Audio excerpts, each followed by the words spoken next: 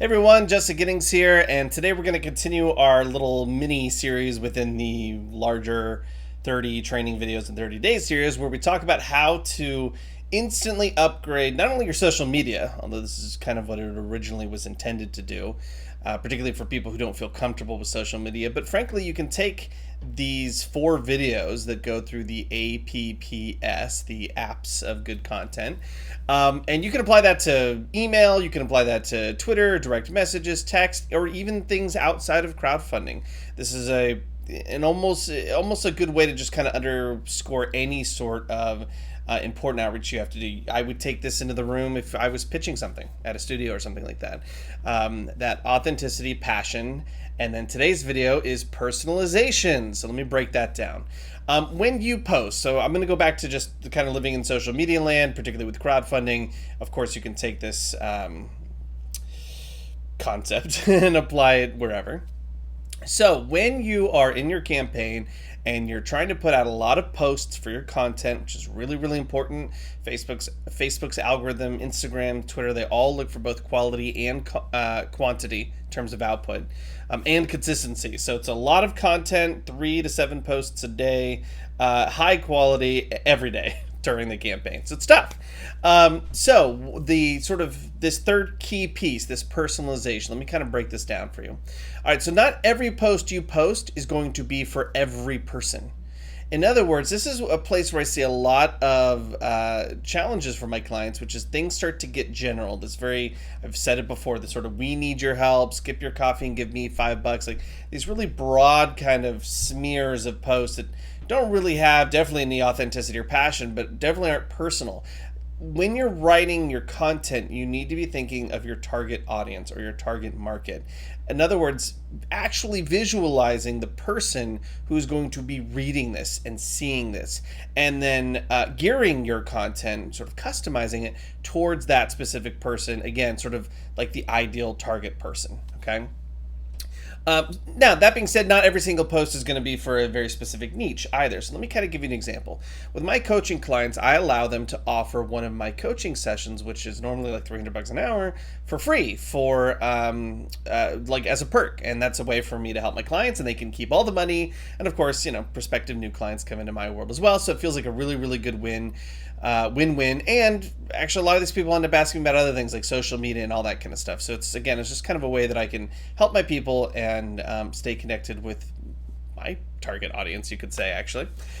So if a client was posting about that perk, which is a great category of posts, by the way, to talk about your rewards and your perks and to highlight them, they would say, "Hey, filmmakers!" !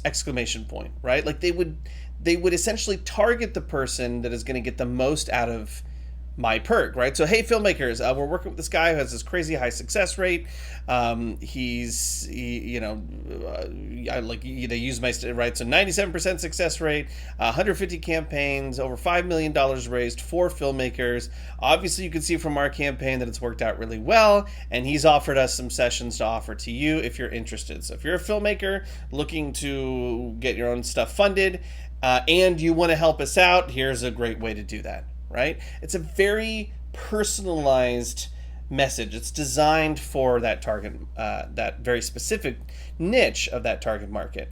But let's get out of like the hyper niche, right? Like, hey, filmmakers, even with just like a regular post, adding that personalization in terms of who's going to be reading it on the other side. So here's a post that often does well for my clients and kind of illustrates this. There's no hey person, there's no like direct outreach in that sense, but it's written from the idea of who's going to be reading this and how are they going to react. Like I'm visualizing this person. So it might be something along the lines of, hey, you probably see a lot of crowdfunding posts that say, skip your coffee and give me $5. But I know you're sitting there and you're jonesing for your caffeine, so go get yourself a latte, have a seat, watch our pitch video, and if this is something you're into, you can click here to support us while you sip your double espresso like the badass Italian aristocrat that you are, right? Something like that. But I've thought about the post being read by a human being. Not, this is my marketing voice, and this is how I get you to click on my stuff because I've learned stuff at marketing school. that stuff's valuable and important as its place. I don't mean to completely mock it, but if you don't have that authenticity and personalization, it's going to undercut your outreach. All right, so here's an exercise for you. It's called creating your avatar. So it's becoming very in vogue in the corporate world to hire screenwriters often, actually, or writers in general, to come in and give them the backstory on their perfect customer. In the past, it was always demographics, right? We're tied, and so we make stuff that primarily is purchased by women between the ages of 25 and 44 and whatever, right? They don't do that anymore. Now what they do is they identify certain types of people that are going to be their main core audience. So it might be more than one individual, but not usually too much more, 2 or 3 people.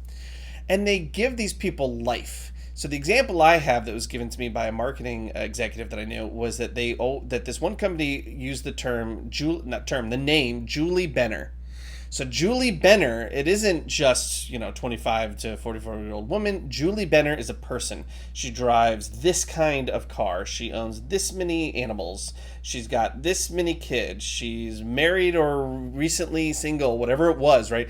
And they give her a backstory. And they literally hire writers to write, this was her story, this was her life. So that when the marketing team and the product team and all these industrial executive people are, in their little industrial executive space, they remember that they're making it for a person and having a specific person. They'll often do find stock photos or do model shoots and literally create a character. And so that's what you want to be thinking about, is that you want to visualize every post you sitting across the table from your target audience. And if it isn't as specific as hey, filmmakers, then you're sitting across from the avatar, the person who sort of represents your audience or a large chunk of your audience. Your posts are going to just resonate with them more because you're taking that extra step and moving away from that very broad, generalized markety speak that people tend to put on when they start doing crowdfunding, and it becomes an actual conversation with your target audience. So the people who are going to respond the most are going to be the people in your target audience. I've made this mistake in my business. I've made this mistake in my crowdfunding. It's sometimes much easier to resort to the vagaries, the broad generalizations. I hired a company once to help me market my whole program, and I just kind of let them do it, never really injected my own voice. And so they were just kind of talking broadly and not really talking to my people. And that's on me. Same thing with your own social media engagement. If people aren't engaging, start here, right? Start with the A, the P, the P, and then the S, which is coming in the next video. Cool? All right, so get 2 to 3 avatars, the kind of sum up, the exercise. Sit down, really write these people out, get really specific on who they are, and then when you make decisions, you're going to be making decisions around real people that are in your head as opposed to ideas, and that's always going to have a stronger impact. All right, cool. Hope this helps. Peace. Stay tuned for the last video in this little mini series, which is S. So we got authenticity, passion, personalization, and